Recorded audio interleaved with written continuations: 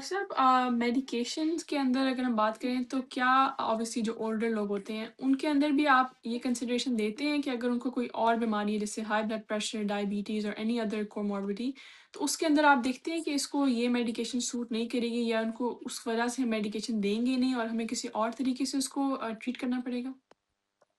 इस मामले में साइकियाट्रिस्ट सबसे ज़्यादा ख़्याल रखते हैं मैं समझता हूँ क्योंकि ड्रग ड्रग इंटरेक्शंस के बारे में साइकियाट्रिस्ट से ज़्यादा कोई नहीं मेरा ख़्याल है सोचता होगा क्योंकि हमारी ट्रेनिंग ऐसी होती है कि we think about drug drug interaction cytochrome P450 system all of that.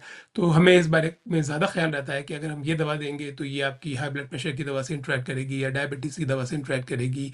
तो we try to take care of that. At least if you're a good psychiatrist, you will try to take care of that as much as possible.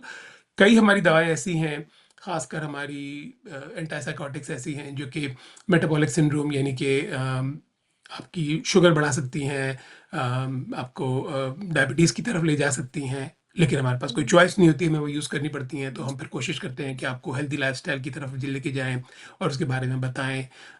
तो हम कोशिश करते हैं कि जितना ज़्यादा मरीज़ को बता सकें इस बारे में वो बताएं।